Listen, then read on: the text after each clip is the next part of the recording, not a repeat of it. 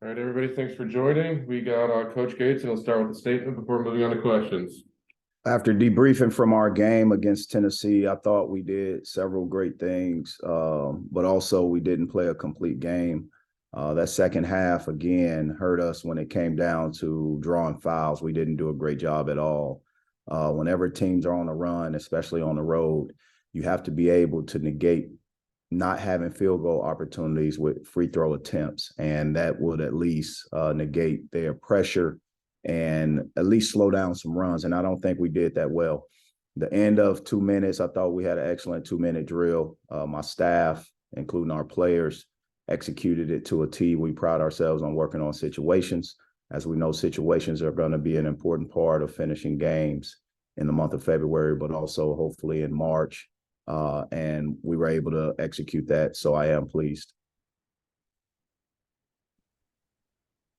Hey, Dennis, I want to ask you about DeAndre Golston. When you're in the Horizon League and playing and coaching against him, what stood out about him that you wanted to bring him aboard once he's in the portal, and just his ability to make tough shots? Just how unique is that in today's game? Well, I'll say this to you. Even before the Horizon League, DeAndre Golston was supposed to be at Cleveland State.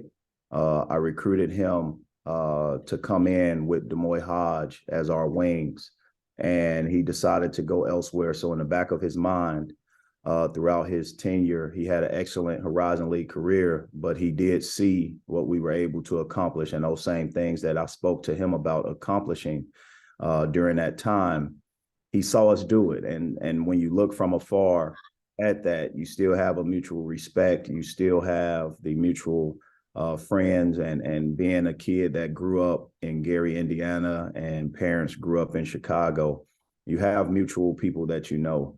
Dre Golston, I've always had confidence in as it relates to his skills and talents. And he was a kid that I thought one day I would coach, and the opportunity presented itself. When he put his name in the portal, unfortunately, Pat Baldwin got fired. And I started the recruiting process with him when I was at Cleveland State. I didn't have plans on leaving Cleveland State, and DeAndre Golston was thinking about transferring to Cleveland State. So that confidence comes well before that. What I saw in him as a player was a kid that's very confident, a kid that does not lack, character, a kid that was a great teammate, a kid that wanted to be the very best he could be. I saw his path at Kent State take him to JUCO, and I saw and watched his JUCO path evolve into, his decision to go to Milwaukee. I'm thankful that he believed in me. We have had several deep conversations when he did put his name in the portal, and that evolved into a respect where he had no doubt he wanted to play for me. Whether it was at Cleveland State and obviously here at Mizzou. Thanks.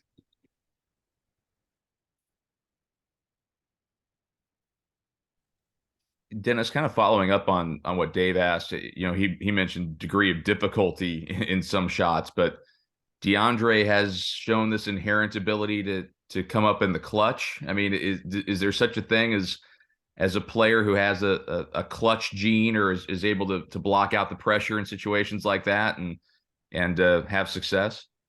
Yeah, a kid that has been counted out. Dre has been counted out his entire life. He's a kid that is here by obviously the man upstairs, but also his support system, his family, his coaches back home who poured into him, his previous coaching staff, even at Milwaukee. He and Pat Baldwin, Paris Parham, who's now an assistant at DePaul, they have great relationships with him.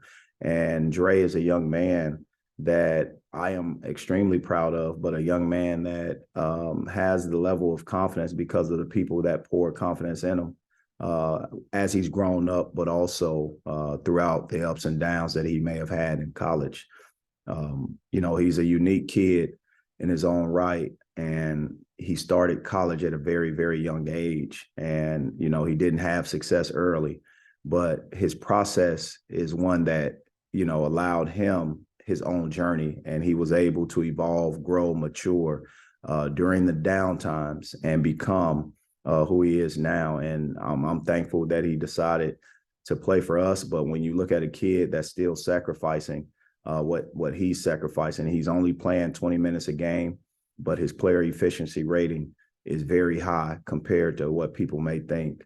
To be able to average 10 points a game at this level with only 20 minutes, you multiply everything by 2. He's a kid that's player efficiency wise averaging 20 plus points, 4 rebounds, and 3 assists. And that's essentially what I wanted him to understand. He's more of an effective player than some empty possessions. It's tough and difficult to play 40 minutes a game. And that's what he was logging over at Milwaukee. But also there were gaps that presented itself where he was fatigued.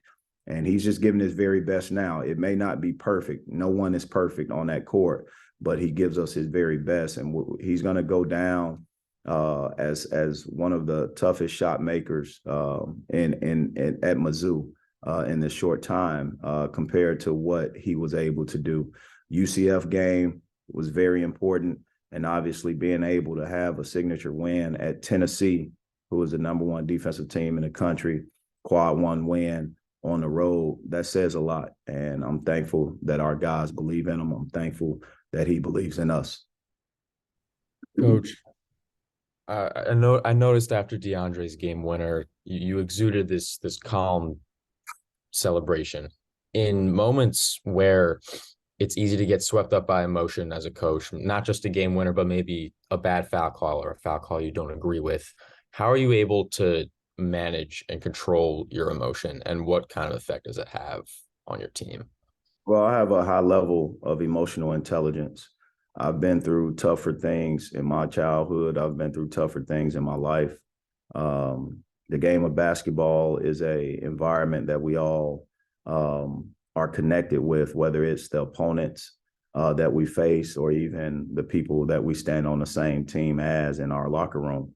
I think we all look at it as opportunities to build memories. But what it says is 20 years from now, how will I be remembered as a leader?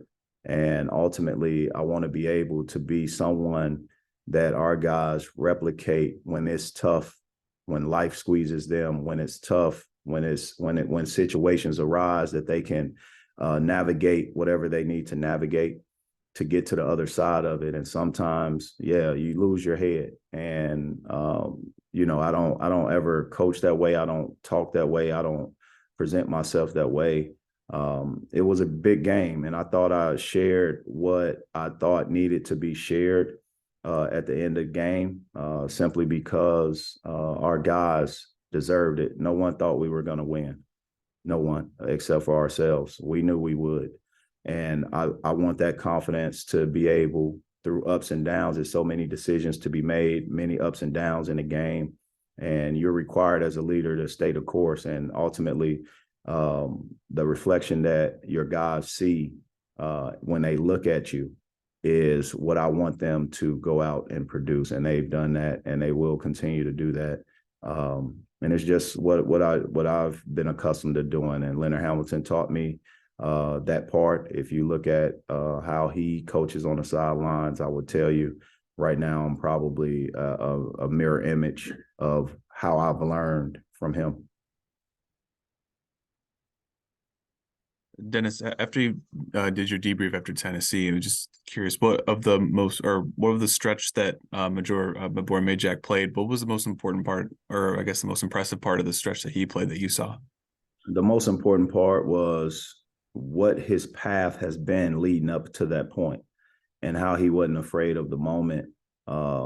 He played those minutes as if he's played 30 straight games, right? He played those minutes as if he was preparing for them all along. And you have to be mentally, physically, and emotionally prepared.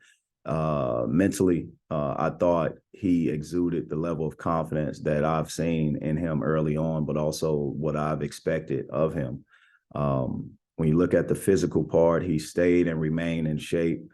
He's never come in and not given his very best, whether it's been on scout team or not. And he looks at himself as an integral piece of our program, which he is. I think ultimately he gets that confidence from his teammates. No one has worked as hard as he has. Being at the gym early, being at the gym late, after games wanting to do conditioning if he plays or not, lifting weights after games. Those things matter. And when his number was called, preparation is what he dialed into, the preparation in the scouting report, but the preparation and the work that he did previously leading up to that moment. I just thought he played a stretch of basketball that helped us. Having Kobe Brown out, having Mo foul out, he stepped up. And along the way is by committee. And I've said it all along. You look at what Caleb Brown was able to do at Ole Miss when he subbed in. You look at what Mo Diarry has been able to do in limited minutes, but also extended minutes. You look at Aiden Shaw. You look at every kid on our roster, and it's top to bottom. The only two, and they have done it in their own way, the only two that hadn't impacted games physically has been Jackson Reed, Francois, and Ben Sternberg, but they've impacted games from the sidelines in their own special way as leaders, but also as energy givers. One last question. Dennis, just this Auburn team, obviously they're going through tough times, but just as far as winning games, but where are the challenges with Bruce's team? Well, they're playing at home. That's a tough and adverse environment. First and foremost, they have talent, without a doubt. Historically and tradition-wise, the last 5 years, they've been a very great representation of the top teams in the SEC. They have Final Four residue. Being able to get to that level says a lot. They are very good team. They have a balance of inside play. They have a balance of perimeter play. They have, great athleticism. Across the board, it's a really good team. And Bruce Pearl has done a tremendous job at Auburn. And his teams have replicated year in and year out, unbelievable records and games. So I just think they pose a problem because they're at home, but also they're a very good team logistically. All right. Thanks, Coach. Thank you. Have a good one.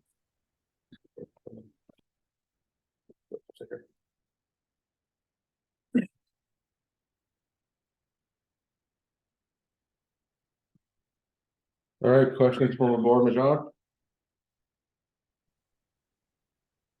Board coach, has talked about the work you've kind of put into leading up to the moments you played in the Tennessee game. What have you just kind of been telling yourself in working in practice and on scout team and things like that and preparing for your moment when you do see the floor? Just stay positive. I've heard this multiple times from all the coaches, stay positive, stay the course, and your time will come. So, I've just kind of kept that same attitude throughout the season, and I'll keep doing it.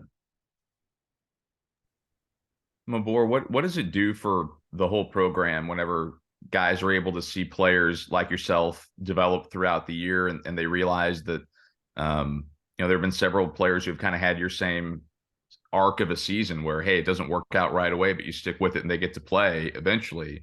What does that say to the whole team? It's contagious. Once, when the guys see me, still putting in the extra work and still, being positive, even though I wasn't getting enough minutes, they sort of take on that same mentality of, buying into the team and, and staying the course. Mabor, can you kind of walk us through that block on Zakai Ziegler? It felt like that was a pretty big moment in the Tennessee game. We do a lot of switching on our defense. So when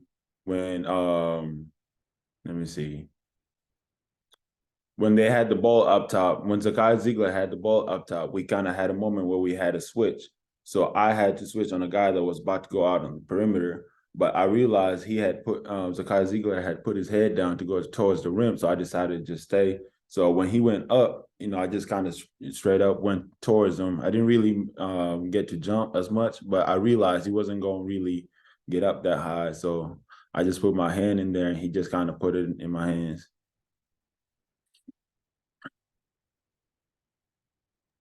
Mabor, it was very clear at the end of the game that Coach Gates trusted you. How does being trusted by your head coach and your teammates as well, how does that impact you as a player? It gives me confidence. It gives me confidence in him. It gives me confidence in the rest of my teammates. You know, I've been staying ready. So, the fact that I got in the game, I had to do my best.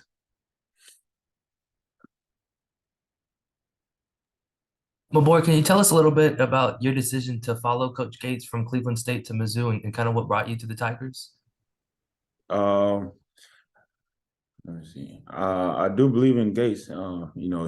He's had success at Cleveland, and just my growth along with him while I was in Cleveland was tremendous. So I just had to do it. Just had to go. Has it sort of helped to have some of your teammates from Cleveland State kind of help you, and you vice versa, seeing them come along on their development with Gates as well? Can you repeat that for me? Has it just kind of been beneficial for you in your development to kind of have some of those guys like Demoy, like Ben, and Trey to help you kind of on your development here at Mizzou as well? Absolutely, absolutely. One of the things that we rely on the most is just our core values. Flat duet. So we kind of stick together as a team, whether it's guys that I was at Cleveland with or guys that I've just met at Missouri. So we have really a close knit team. So they kind of help me through everything. Before, I was kind of wondering if you could walk us through the first time you met Coach Gates and what was the most impressive thing about him back when he was recruiting you out of high school? Coach Gates was actually the first coach to actually fly out and come watch me practice. And that kind of said a lot about, how much he really wanted me to come, to Cleveland with him. And it was really interesting just to see the way he recruits is just interesting because one of the things he told me was, just the different big men that he has coached and their development throughout the years, and him wanting me to, follow that trajectory. One last question from aboard. I guess I could follow up on that really quick. Is how has Coach Gates changed in the years that you've been with him at Cleveland State and now at Mizzou? He hasn't really changed much. He's the same guy, and he exudes the same energy every time I see him. So, yeah. All right. Thanks, Mabor. Sir. Thanks, everybody.